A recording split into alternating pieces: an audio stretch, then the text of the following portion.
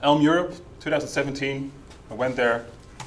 As you can see, I'm going to do a recap, which means I'm going to first tell something about myself. This is me. At Infi, we have the habit of have a nice slideshow on the website, and we each take a pose, one or two, with an item we love. And this is the result. And when you hover over our faces, we do funny stuff. So I'm a front-end developer, hence Elm. I live in Arnhem, and I'm an Elm enthusiast. I went from trying to make Elm happen at Infi, going to make Elm happen at Infi. Nobody can stop me.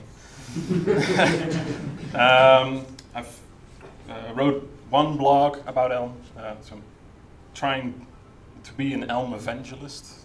It's a kind of a term that was pushed on me by one of our project managers, or the guy who also does marketing, so he had to spice it up, and I'm like, so I guess I'm an Elm evangelist now.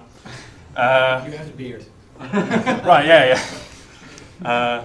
More on that later.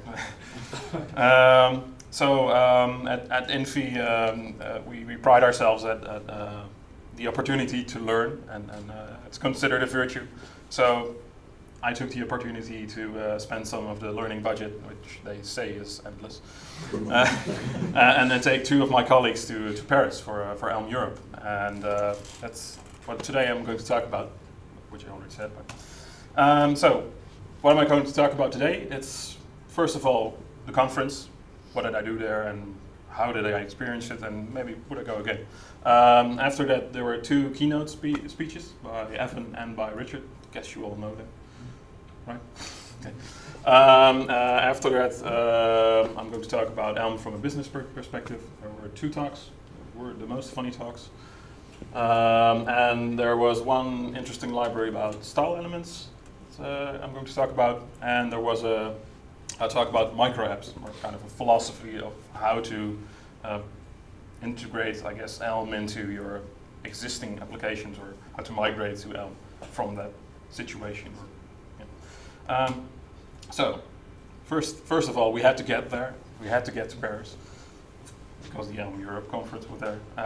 So we took the Thalys. This is on the left, Steven, and on the right is Eric. Eric couldn't be here, so he's going to hear about that. So in the train, we already found ourselves coding and discussing Elm already. So it was a good starter. We arrived at our Villa Bellagio. It's in Villejuif. That's, I guess, the correct pronunciation. And we had a terribly French breakfast. For the people who went, I guess they recognize it also from the breakfast that was at the talk. It wasn't much better than the hotel. So we got there, we rated our Uber driver. So interesting. So it's a great tip when you go to Paris to take the Uber, because it's really nice, and you don't have to miss 5 subway, the metro, or the underground in Paris. You think, yeah, I'm going to my hotel, and then suddenly miss 5 stops, and yeah, right. That's annoying. So when we got there was a row, and we got to retrieve our name cards, and got the fanciest wristbands. Elm Europe, of course, and pretty good coffee. So the conference. The most interesting part was meeting all the new people. I got to talk with Philip, I got to talk with Mats, which I of course already saw in the previous meetups, but sure. And it was also nice to see that No Redding was there in great numbers, and got the kind of a glimpse of Richard, and like 30 seconds of talk with him, and then some other people came and took his attention. I was like, please. Okay, so it's a great way to network with like-minded people, and it's nice to see that there's no typical Elm developer. People come from Java, people come from front end already, or whatever. And Ruby is very popular, I heard. So it's nice to discuss Elm, to find new ways to solve problems. For example, I was struggling with an SBA example, and trying to build one of the production apps we have here in Angular 2 in Elm, and I couldn't for the life of me figure out what this compiler error meant. And I was like, why? And I sparred a little bit with Mats, of course, and I guess I went home with some great new inspiration and solved my problems in the train back home. So things you really hear a lot in the Elm community is go to the Elm Slack. And for me, the conference was like Elm Slack in real life. And there's this guy, Noah Hall. He also works at No Redding, I believe. Not anymore. Not anymore. Oh. Excusez-moi, I guess. But what he said was, after giving his talk, so if you have a problem, just ask me and I'll fix it for you. Or I'll give you advice. He doesn't work there anymore? Right, yeah. No, he moved. Why? Somewhere else. Next slide. Little summary of the conference. There were 2 talks about business perspective, which I'm going to talk about later. 2 talks about people who wrote visualization libraries or libraries which you can use to make graphs. 1 mandatory music-related talk, which I unfortunately witnessed one at the closure days this year. Sorry, not kind of much of a music guy, so I skipped this one. There was 1 more technical talk about the inner workings of Elm data structures. When the videos come online, it's interesting to go see that one because it advises you to not use the current array implementation, but use a package instead. The one the package author created and the giver of the talk. And the interesting part was that Evan was there to tell us, well, his package is, or let's say his code is going to be in Elm 0.19. So it was interesting to see how just he was not a professional programmer, so to see how much impact some guy, I guess, could have. It's very nice to see how close knit the community is, or open, I guess. So if I would ask myself the question, would I go again? I'd say yes. Not because I can watch the talks online after, but because the experience and the energy you get from being there with all the other people is something more amazing than just getting the information and using that. So and there were T-shirts. I have mine still in the washer. Steven has one. Mats isn't wearing his. Philip is wearing his one. So I have the same as his. So first keynote. Evan, he opened first talk of the day. It's nice to wake up to that. Evan based his talk about the amount of questions he got from users from the community, and the questions are mostly about how do I grow my Elm code, and apparently that's something that people are dealing with currently. And it's not something that evidently is something you see when you work with Elm. Maybe because you come from JavaScript, maybe because you come from a more OOP kind of setting. So what he talked about is what are good indicators for good Elm code and bad Elm code on a more macro level, global level, and what are tools and ways to think about your code. So and when to refactor. And he did that by tracing the life of a file. I'm not going to do that. I'm just going to take the most important lessons I took from his talk. If you want to see more on how he kind of interestingly, intuitively grew his code and grew his code, you should go and see his talk when it comes along. So what he first did was looking at the way, because most people who start in Elm come from JavaScript, he compared JavaScript versus Elm and the way you develop in both of them. And first of all, he started by looking at the way people look at lines of code and what that might say about the quality of your code. So in JavaScript, we all try to keep our files short. So the scope is small, the brain load is low, and there's no chance of kind of sneaky mutation. So Not all of us, unfortunately. what? Unfortunately, not all of us. Right. You have This is to. what we should do, but not all of us. You have to kind of mentor your colleagues. And, Yeah. that also takes energy. And sometimes you just want to stare at your screen and not do that, right? Maybe that's just me. Right. So he goes on saying refactoring in JavaScript is more costly because there aren't many guarantees. Not guarantees like Elm delivers you with its typing system, with its nice compiler. So that means developers experience more pressure because they have to get things, well, architecture-wise, not perfect, but right most of the code. So that takes more time, more money. One of the things that the business perspective reflects on. And there's more to keep in mind because one, you have to agree with all your colleagues, but this is the way we work, short files. This is the library, and these are the libraries we use. These are the ways you use them, and well, that kind of creates a lot of overhead. So long files in Elm aren't necessarily a bad thing. They might be something to look at because maybe you have too many things there.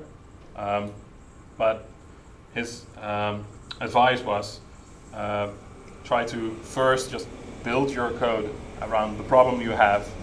That's the use case you're most that you have the most insight on. So it's clearly it's easy to visualize what the problem is, and it's easy to fix the problem instead of going out of your way and building something that might be something similar. So you have like 2 submit forms in an application, and you might say, oh wow, I can probably make an helper module, and this will do everything for my submit forms. But is it really the same kind of use case? Are there constraints the business or I guess the users or the product lay upon those submit forms? And are they really abstractable or generalizable? Generalizable, if that's a word, and can they be extracted away?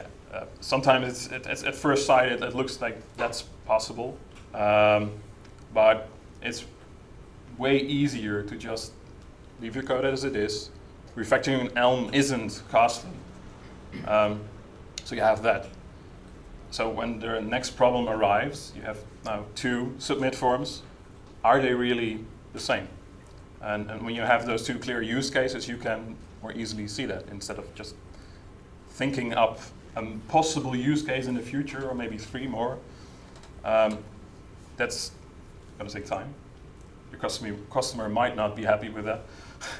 So that's also overhead. You have to tell your customer that, and they have to agree with it if you're in that kind of situation, maybe your boss.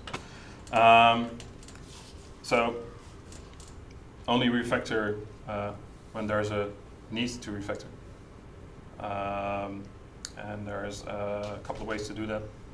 Richard's talk will kind of more go into that. That's next.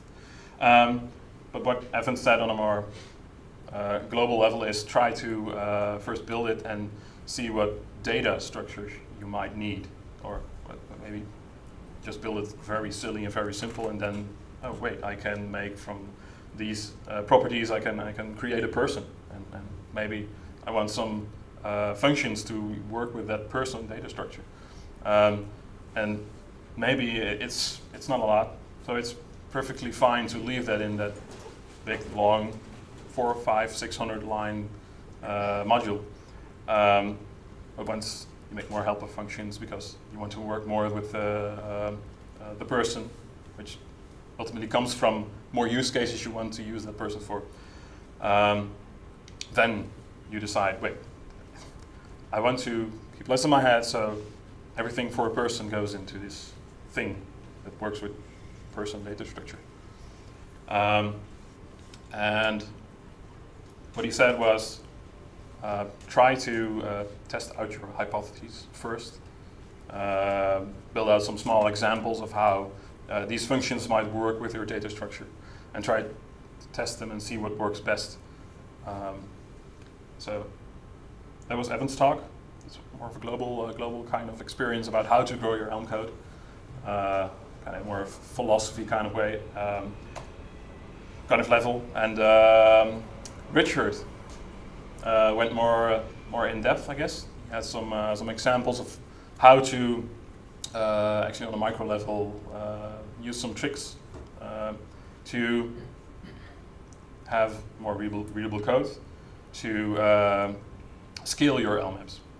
So you start with normally with a big main Elm file, and then suddenly, right, I have a lot of lines of code, and there's a lot of different use cases being handled here. What's the best next thing to do? So one thing he said, first build it, don't think a lot about it, and then when I guess another use case pops up, you start to build again, and well, code duplication isn't really a problem in Elm because the compiler has your back, which means you can then look at maybe 3 sets of duplicated code or submit forms and then think, wait, maybe some things are the same. Maybe I can think of similar, no, wait, that's wrong, not similar things. I guess they are similar, but you're looking, if you want to abstract modules, you're looking for the same things.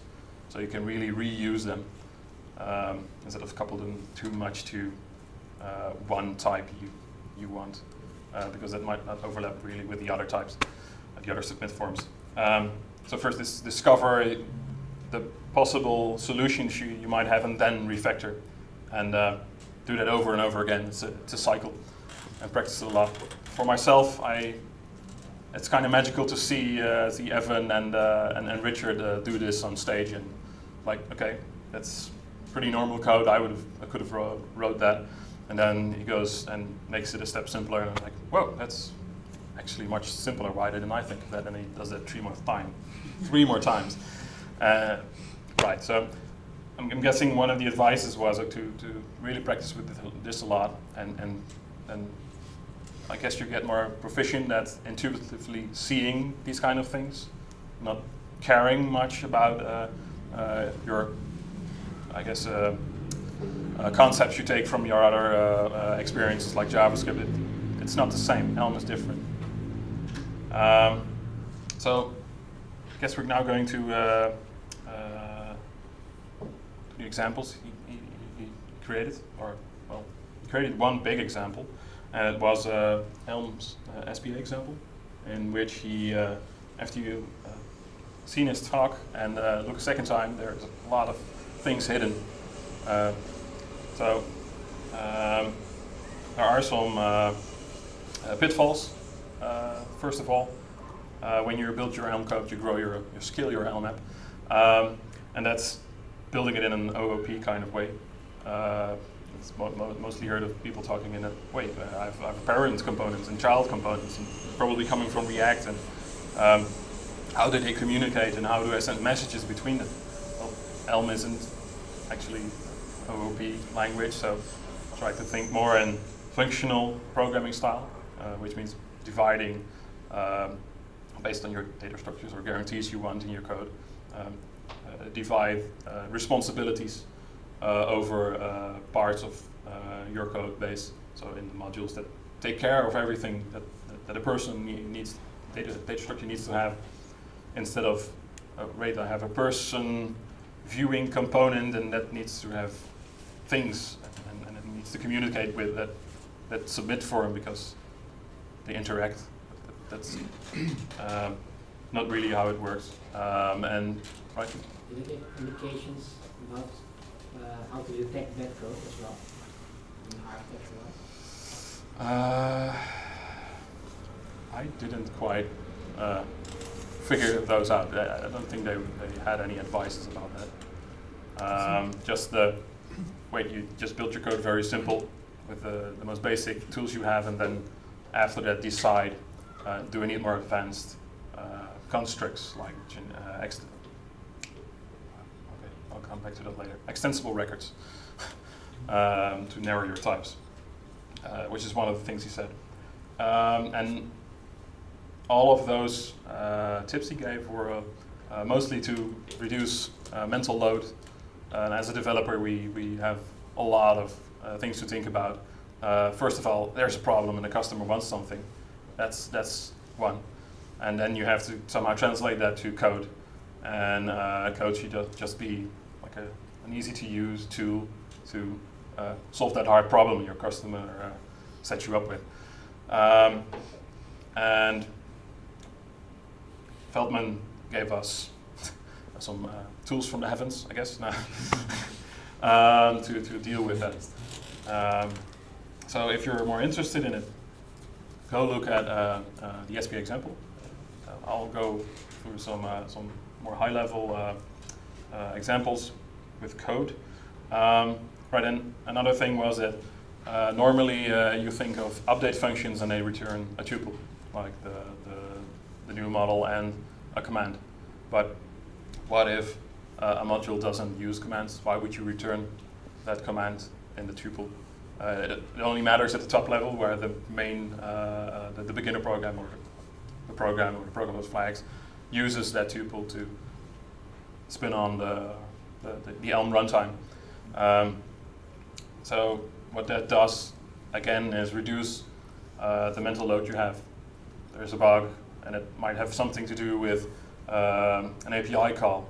But if you come past this update function, where no commands whatsoever are returned, you know this is not the code I need. So skip that, and you have less mental load because you know this part of the whole application. FP makes kind of a nice big tree. This part of the tree I don't have to deal with anymore. So one of the things, or maybe two of the things he presented were using extensible records. The interesting part is I read about them like 5 weeks before I went to Elm Europe. I was like, hey, that's pretty interesting. And the side note in the Elm docs were, it's not used very much, and maybe you need them. But now he comes out and says, well, they're kind of neat.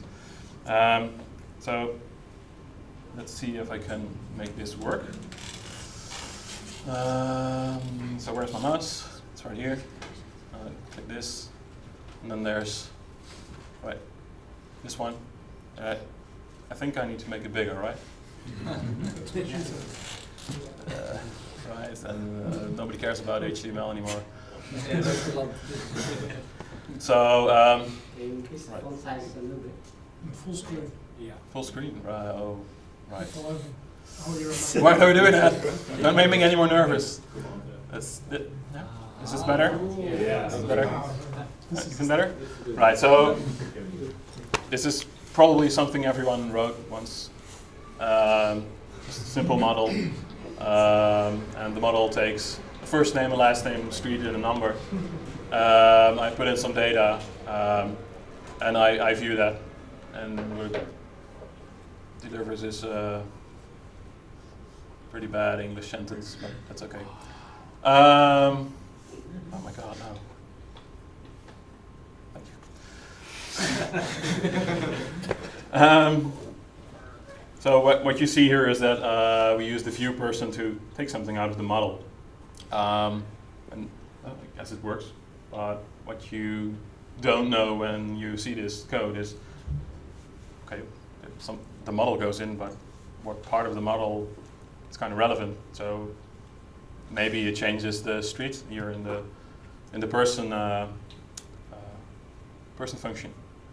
You have no guarantee based on the type, but it doesn't. Exactly the same here with the view address. So you really couple the helper functions with the model, which doesn't allow you to kind of be fluent with your data structures as to whether maybe I want to restructure this and make this an address record, make this a person record, so it becomes more clear. So this, I guess, is a no-no. Are you intentionally being confusing us by using an update function inside the view? Because you shouldn't really have that. Yeah, that's just my very quick-made example. So the other examples have an update.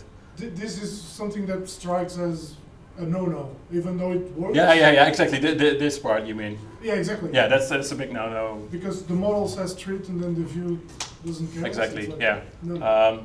Okay. I'll come to the next one, and then the purpose of this example wasn't this part. It's what the type signatures might look like, and what extensible records I might use, and what narrower types they might achieve. I might achieve with that.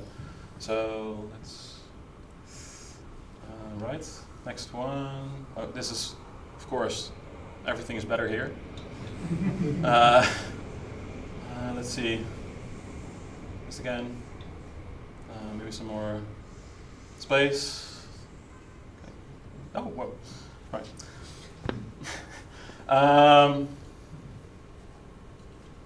It has the same result. Right. I still have the same model. This is also the same, but what has changed is that I've introduced a person extensible record, which means it's a person, and what it says is, well, I get a record. You can construct me with a record, and as long as it has a first name and a last name, I don't care. Which means you can give this view person function. This is again, by the way, the ugly part. Sorry.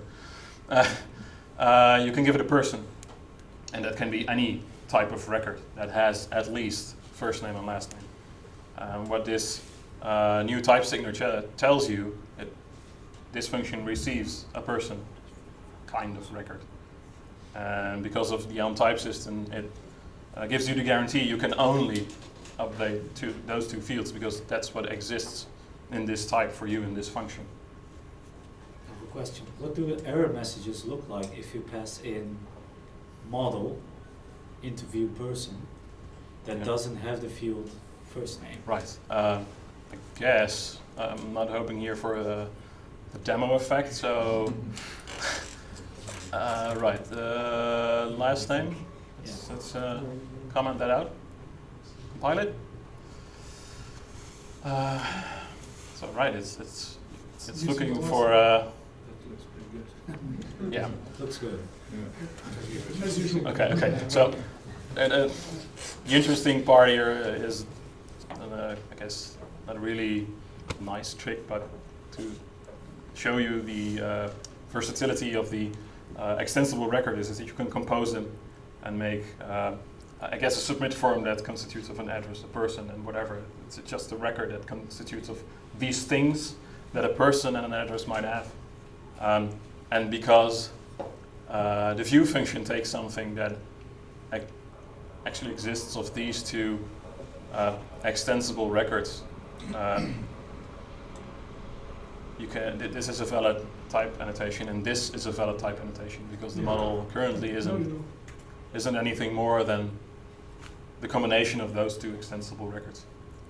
And what this does for you, in a sense of a helper function kind of way, you know it only takes an address, so you could never cause a bug that somehow clears the last name of the person, because it only takes the address.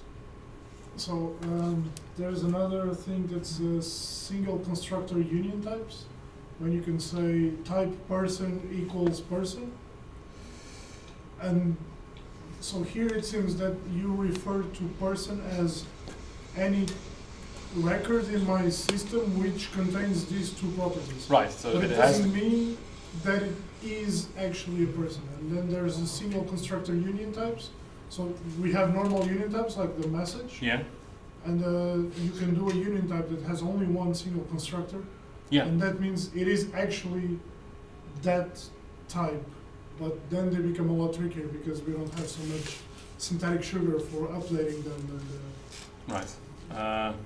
Might become more clear later on, but I haven't kind of practiced yet with the extensible records in combination with the single constructing union type, which I think Richard uses in his talk about making impossible states Yes. impossible. So I do have an example which tells about that Okay. talk. But I guess I'll go to the next sheet, or maybe finish with So what it. just to, if I follow, so the benefit of using this extensible records is that you don't have to specify your model all in one place. If it's like a lot of fields, so you can kind of modularize it and specify it partially. Yeah, so maybe this might help. So do type alias, So type actually, alias person, multiple models can fit that helper function. and right, normally I use Vim. Sorry. First name, string. And that's the last name, also a string, and then you can just, I guess, make this person. That's a person. Right, person. And that's gone. And now I can, hopefully it still works. I can make choices about this, I think it's. what I give to the function. And You this should need still the- work because you need the it takes person. a record You have that two has persons. a first name and a last name. I hope this compiles. Nope. Right. Oh, where? Yeah. Oh, Closing bracket cannot be in the first column on line 16. And that's where you were just. You say person and. Ah. Yeah, it's person. Yeah, that helps. thank you. Line 16. It's nice to pair program the demo. It's more programming. Right. So you already have a type alias person. Yeah. So which one do you need? Yeah. I'll skip this. I think I have more sheets, so. But it's more about the function says I accept anything that has these shape. I don't really care that you have 10 properties. As long as you have these two, I'm okay with you. And they are that type. So first name, string, last name. It's just about that. Okay. Yeah. It's not. Exactly. It's, Right. If you ever look at the source code for Elm CSS, written by Richard Feldman, Right. Yeah. he uses and abuses extension records. And you look at the source code and you go, what the hell Right. is Yeah. this? Let's see. I guess my presentation was here. These are my notes. So next, more examples. Going right back. So some more ways to clean up your code. This is the discover and refactor part, I guess. So initial version. I'm going to do our ritual again, make it clear. This. So this is something we possibly all might have written. We have a message union type, and it takes these tags, and we can update them, and we send them. So nothing new here. Next. Let's see. Maybe I can do it like this. Right. So next one. So should be an improvement. This. So what changed here is that we now construct a change address tag with an address message, which in turn means we can pattern match on that because we match them here, or we kind of make something that can return text, I guess. Right, so because, okay, I'll go on. Next example might be more interesting. It should be this one. I'm kind of hoping you'll see why this might clean up the code. So we still have here the change address that takes the address message, but now we've in turn took away the pattern matching for the sub messages out of the main update function, so you have less mental load in the big update case. And there's a new update address function, which takes the address message. There's a question? Okay, so and the model, and it returns the model. So you update it here, and well, it's kind of scattered around the big update function, which in turn reduces your mental load. It's still the same. So next example. I don't actually agree that it's. Yeah, Where's I've the never mental seen this load? before. Did you see this technique? Yeah, that's all So in instead his of- talk. So Is it in the documentation? I've never seen it I've also not seen it. because usually messages convey right, the intention. the composition operator and using that. No, So I was also kind of flabbergasted about it.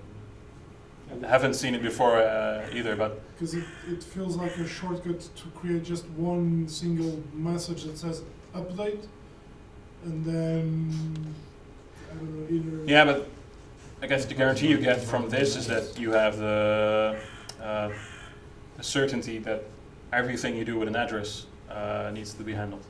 Yeah. I think the next step is moving address into its own module, or like. I think I did that here.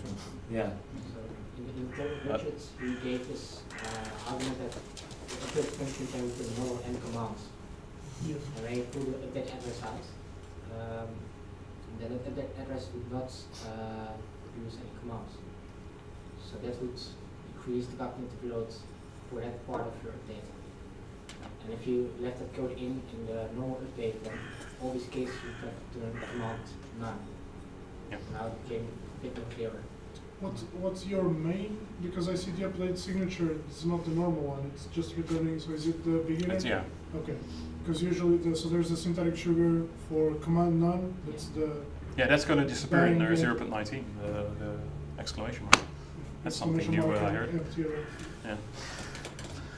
Yeah. Right, so in this SPA example, he introduces a kind of a arrow-like function, which is syntactical sugar on making the tuple, but not this kind of special operator like the exclamation mark. He introduced that today, or like 2 days ago, into Elm core. So it's gonna Right. be in Open 19. Right, nice.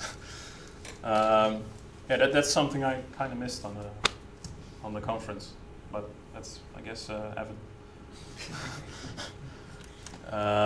So the refactor here is I use again the extensible records to narrow my types and decrease the mental load, because I now know this could never increase a bug in something I do with my persons, instead of the other thing where I take in the model and anything can happen because there's no guarantee with the typing system that tells me otherwise. Question, the update address function. You Yeah. have the case x of, and then you have set street x. But those two x's are not representing the same, right? Right, yeah, that's, Okay. that's just a pattern match on something that is in street, and that's I guess the string that comes out of the input. You wouldn't call it X in production. No, no. Thank you. Yeah. Otherwise, it will tell you that you shouldn't use that. Yeah. Right, ah. It's submarket. So it's kind of a segue to Matthijs talk now. Right. I'm going to move on. Whoa. Yeah, I know there's more code, so I'm just going to do this. Let's look at more code. Wow. Right, so what you see here is my trial and error. Maybe this should be bigger. Yeah, a little bit. Where I'm trying to build a production and an app that's already in production in Langer 2, and I'm trying to recreate it in Elm because, well, the use case is clear. I know the product in and out. So now it's just to see, can I use Elm as a better tool than Angular 2? I think yes, and I'm trying to make it happen here. I'm going to make it happen. So one of the other things Richard mentioned was something Evan uses in his sortable tables package, and that's the single tag union type. Yeah, so that's Yeah. a single constructor Yeah. union type, yeah. And this part is used to kind of mask your state. So because you don't expose, You only expose state. yeah, you don't do this. Yeah. Then you expose the constructor for this record, and then anyone can do something with that record which you don't have any control over.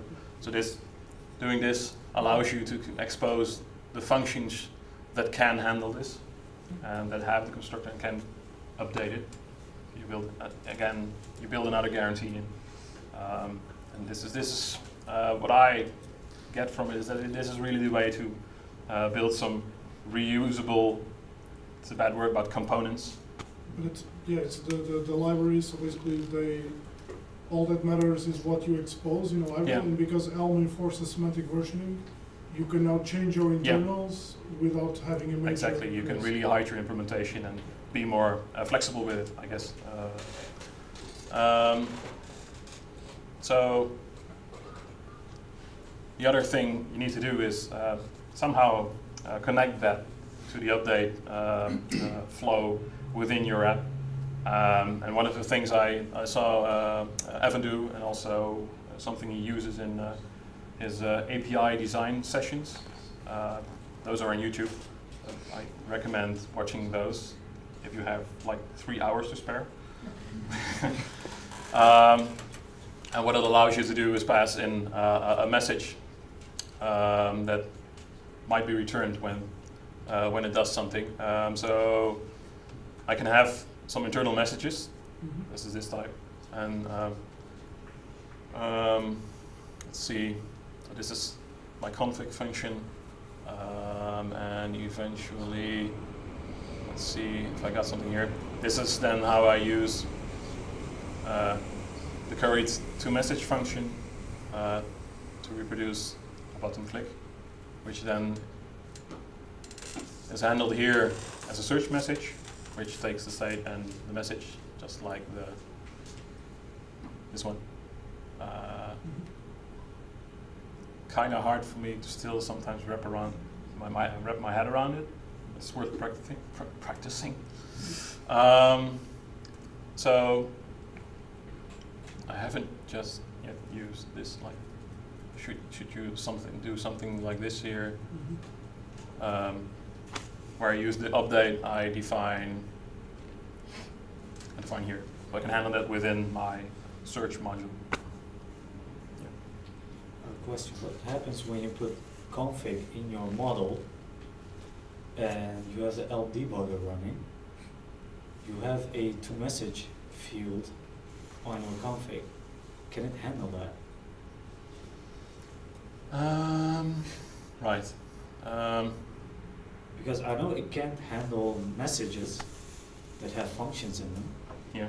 but can it handle them when they're in a type alias? I don't know. So, Yeah. does anyone here know? I don't know. I don't know. Yeah, basically, should you even have a function in your state? It should be possible. But isn't it? I don't think it's not in my state. So, This is my state, and the config is just to You have some things to instantiate this reusable component and give it a message, and in turn it uses this config, which I create here, pass it on to some more functions, and eventually in the search view. But who holds that search config? Then it's your application's model. No, this is just this Yeah. constant, I guess. But where is that function called? Because it's a function, it needs to be Yeah, called somewhere. it goes into the page frame. So my use case was I need to have this search on all pages, and that didn't quite work perfectly with my page is just a single new application that uses HTML map and command map to kind of limit that and containerize that. but I want to have this header bar which has this search which has functionality and might need to update something like I search and then wait, there was a video playing, so now I have to pause that video based on my typing in that search bar. So I couldn't just put it in my main Elm or every single page without really duplicating it. So I'm kind of moving faster than what they say I should do, but that's because I once tried to make a date picker and kind of got familiarized with this pattern and thought, well, I guess I want different messages on different pages to deal with this search messages. And in each page, I want to handle them in a different way because there's a different use case within each page that the search needs to have influence on. So this would be passed to the update as part of the message? Right, so the page frame, that's something that has a header and a footer and takes, let's see, it's fairly new, so forgive me if I'm kind of losing track here. We're So- all in the same boat, so just relax. Right, yeah. We're all trying to. Yeah. Right, I don't know if I fixed this already. Right, no, I think I broke it. So normally the search config would really be going here in the view header as well, and the view header would take that search config and ultimately pass it into the view input. Because of some styling requirements I had, I needed to have a view input, and somewhere on the other page, on another fixed position kind of block, I needed to have the view results. So there was a kind of complication I had, because Safari wouldn't allow me to kind of overflow visible everything. No, everything got hidden. I was like, wait, Well, I think if I understand, if I follow correctly, I think that part of the, like, maybe there will be a problem with this, with the debugger and this, this serialization of sessions, because yeah, if you have records that contain functions, I guess they can be serialized. So I haven't yet played with serialized, but maybe In this case, you could put every single field of config into your model without bringing toMessage into your model, and then instantiating a new config based on your model. That would keep a function out of your model. So that is one way to do it, but yeah, because I'm not sure if I'm right, but it seems like it's probably technically possible, but it seems like a good idea to have functions in your model or in your messages, actually. Because yeah. Well, interestingly enough, Richard also kind of postulated against using the config record and instead using HTML map. But then again, at the end, he said, well, just look at the API design sessions and look at this package, and that does this. So I haven't yet practiced enough with it, and currently we don't have the use case to really serialize your state. For us, it's more the API is fast enough, and that's our source of truth. So why not get in the data back again? So I can be really dumb. If the API or the call says that the data is back, I'll just put it there. Right. So this was kind of a quick pass over that. If you want to do more with it, really look into, I guess, the autocomplete package. Also used it. This is one of the more easy to follow and longer API design sessions YouTube video. But yeah, it's something you need to get your head around, at least for me. So, right. I once, before I also used these nice colored notes, I wasn't so diligent. But Ohani, he's I think from a company somewhere in Scandinavia. Finland. Right. And he did them on all the talks. So if you want to have another recap, go to his Twitter and scan his notes. They're really quite fun. So Elm from a business perspective, anything that is related to business, time, money, and confidence that you get from Elm, right? So the most heard things was that Elm allows you to build with confidence because you have the guarantees of the functional style, you have the compiler, you have the types, and that means refactors are cheap, and it means you have less churn in your code. Often in JavaScript, out of my experience, is that it's sometimes easier to throw everything away and rebuild it again against your clear use case, instead of trying to mend it without any guarantees from your compiler.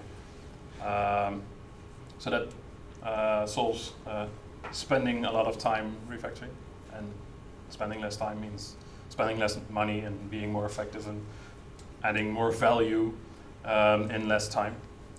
That's especially true when debugging. The exportable state really comes into hand with that. Your coworker, your tester, your project manager might click through the app and be like, "Oh my God, everything's broken." But then you have to go to this whole, "But why? And where did you click?" And they say, "Just click everything." In Elm, you can use the debugger and export it and import it and be like, "Right, okay, so there is indeed a bug," and then fix it. And with the narrow types and everything, you can easily, that's not the part, that's not the part, that's not the part I need. This is where it could possibly happen, what's going on here. There's a way smaller problem to fix. So that, again, less time, less money, more profit? Yes, yeah. Something we've heard No Redding say is that I guess onboarding new developers seems to be easy. I'm thinking this is also because the compiler again gives you guarantees. Newbies can't break everything because the compiler won't let them. Okay. I guess I'm being slightly naive. New and exciting, people want to do it. Yeah. I'm guessing most starters don't want to break everything. Unless they're kind of seniors already and just want to test you. And No, but even sometimes as a senior, you join an unfamiliar code base in JavaScript, you touch something and, okay, now what did I break? You always have this uneasy feeling that, okay, I broke something, you just don't know what yet. Yeah. But I'll find it in production, don't worry. Yeah, and I'm guessing here when you touch something and the compiler suddenly burps up a message, Yes. you know exactly what you've touched, you know exactly where something might have broken or has broken. So the interesting part was that I found both speakers kind of naive. Both were talking from a kind of CTO perspective. Like, well, just do it, or walk into your boss's office and say, "You're losing money," and then go out with a crazy laugh, which I'm not going to imitate here, but from my point of view, I work with customers, I work with colleagues. I need to keep in mind what changing architecture, changing language means for them. I need to kind of get them running for Elm, to even consider it, even look into it, instead of just making a decision. Especially since customers don't have endless amounts of money and you can just refactor everything. So yeah, I'm trying to do that by doing things like this, being really nervous, not anymore by the way, and yeah, just talking a lot with my colleagues about it and what I experience. And if you have trouble with that, maybe we can talk some later. I'd like to spar about it. Maybe I can find some new ways to introduce my colleagues to it. At least I have about 3 now who are currently trying to build production apps in Elm. with me, but it's nice. So this was one of the sheets. It's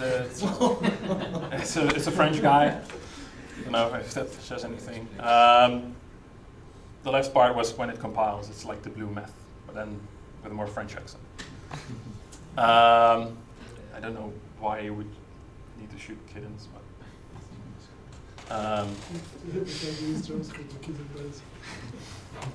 So. Kittens died on making of this. So, the other talk I found interesting next to the keynotes was Elm-style elements. It's that should say Matthew Griffith. And he made this library that allows you to think in another way about how you use HTML and CSS or SCSS to define something, and that something is layout. Something you provide your user with, which he can interact with. And then he starts off by asking the question, where is your layout? Everybody says, well, it's in HTML and CSS, of course, but why is it are they really two different things? Or are they two sides of that same layout coin? That's what he was trying to get out of us. Or, I don't know. So his solution was, I want to kind of merge my CSS, SCSS, and my HTML, and the kind of hierarchy dance you have to do to make sure your selectors are right, and it doesn't suddenly influence some kind of diff that's down here in the hierarchy, but instead use Elm to merge them together. Well, his ideas aren't really new. There's base SCSS. It's on basescss.com. If you want the link, I'll show you later. And on the left, you can see how that would allow you to define your layout. So there is some sort of construct, my navbar, and there's a row. So his library is a set of functions that I guess mostly wrap around Flexbox. That's what I kind of got out of his talk. And instead of using this stuff on the right, like Elm CSS, which it doesn't use underwater, to define your layout, like is it a row?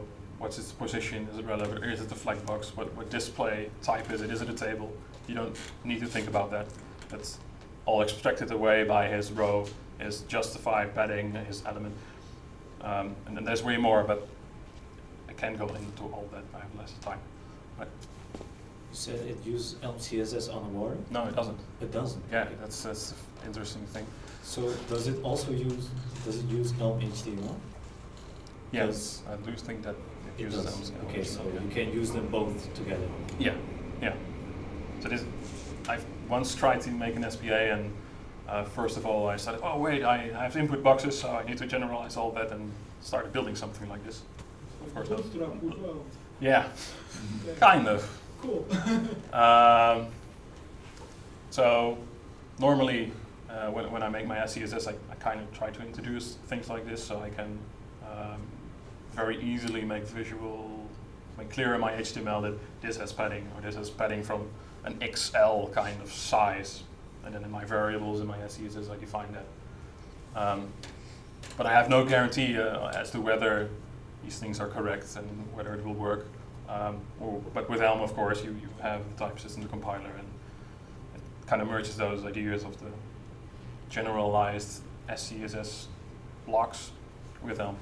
And another thing, I haven't quite played with it yet, is that style really is split from the layout. So you can't mix those two. Which means you can't accidentally use position here, because it would conflict with the layout part of his library. What's the name of this? It's a library. Yeah, Okay, Elm style elements, I believe. It's in the top left. Yeah. So what it gives you, I think, something I hate to do is refactor my CSS because everything breaks. And you often have to bounce back and forth between your editor and your developer tools and, oh wait, did I just tweak that in the developer tools or did I already put it in my editor and then just save it, and it's just a hassle. So I think it would fix those kind of problems. But only for, I think, basic UI. Things I guess you use Bootstrap for. What I'm currently working on with some of my colleagues is, I guess, a sort of Netflix clone. And we have a designer that's a little more high maintenance about when stuff needs to animate, how much frames it needs to animate in. So I don't know if that really plays well. And it somehow feels I have less control because I have to use his functions. I'm guessing it should increase development speed because I don't have all the CSS hassle and the guarantees in Elm. And I don't have to think about what's a row. It's all abstracted away by the library. So it's an interesting new separation of concerns with the layout over there and the style over there, which is just sort of sauce around your layout. But then again, in the layout part, it merges HTML and CSS. So another thing I mentioned was that Flexbox is kind of the stuff you use underwater, especially if you're in a healthcare situation. Hospitals don't have the most up-to-date browsers. So you might have some problems with that. I haven't tested it yet, but again, I think you have less control when you need to make those decisions. And since style and layout aren't intermixable, how do you kind of introduce the IE fixes.css? You need to put it beside, or some considerations there, I think. So again, Steven and Eric, because I couldn't find a decent picture of this talk. So I often heard people say microservices are for hipsters. They often have beards, such as myself. So again, good time to introduce my conference companions. So this talk was about microapps, or microservices. It was, I think, altered at the moment of starting his presentation, because somewhere along the sheets there were still microservices mentioned. So Kalo was the company. They have what I think was, I guess, a JavaScript framework. Can't remember what it was. React, Angular.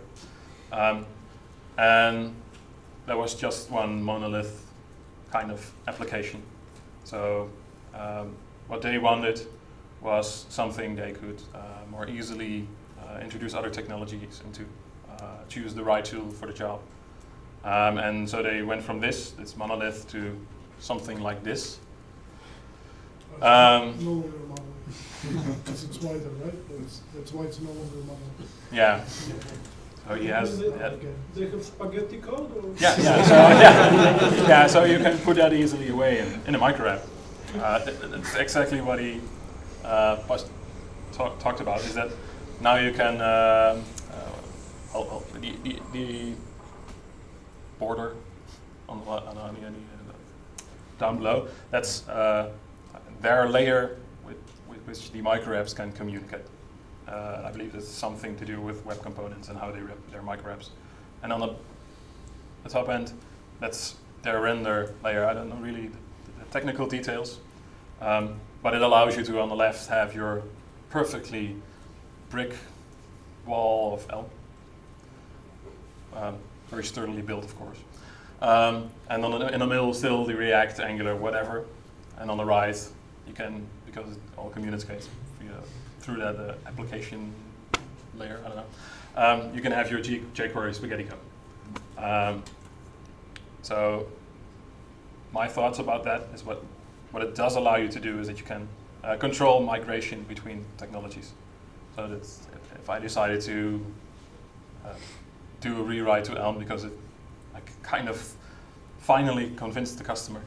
I have something to do that with, so both code bases can live neatly together. However, what I kind of tasted in this talk was that at Kalo they have freedom, way too much freedom. So every team can, well, what's the tool you want to use for your job? Because that might be the best. I think that takes some managing. So if everyone can choose any technology, you run into how do you spread knowledge through your company. It's all micro apps where it seems, where does one use case end and the other starts? That's hard to decide on. And I guess it's even harder to decide that with two teams working next to each other, or maybe doing the same stuff because, well, they're in different technology, so they might need some library that does something with WebSockets. Well, yeah, I guess we'll build it in React because we use React. And the Elm guys, well, I guess we'll just use on WebSocket. So interop again between teams, that's I think something that will become hard. You can't just put one developer next to the other and have them pair program. Do you know how would these micro apps communicate? Technical level? Yeah, I think that had something to do with WebSockets, but I haven't really looked into it. I have seen some examples, one from Mats, one from Feldman, in which WebSockets were used to at least wrap some old archaic jQuery plugins. You might have some use case to. But they all meant to run in the same web page? Like you have browser open and you have a web page and you have Elm here? And Yeah, I don't really know, so yeah, it doesn't sound fun to me. To me, it really, I think, is a good way to do that migration. Choose like maybe two libraries, like you have some special needs JavaScript, and Elm. That would be my choice, I guess, and not just mix everything together. It depends on your use case. What exactly it is that you. Of course, yeah. What are your pain points? Where It's a pitfall, I guess, to not have some idea about whether you choose to do everything, or at least have some idea about what things your team should use. No, as you mentioned, it can be migration strategy, just not the means for end, not Yeah, like but that's my opinion. ultimate architecture for your application, just the transition path. Yeah. And I guess it becomes even harder to just hire people and have enough work for them. So, yeah. That was my talk.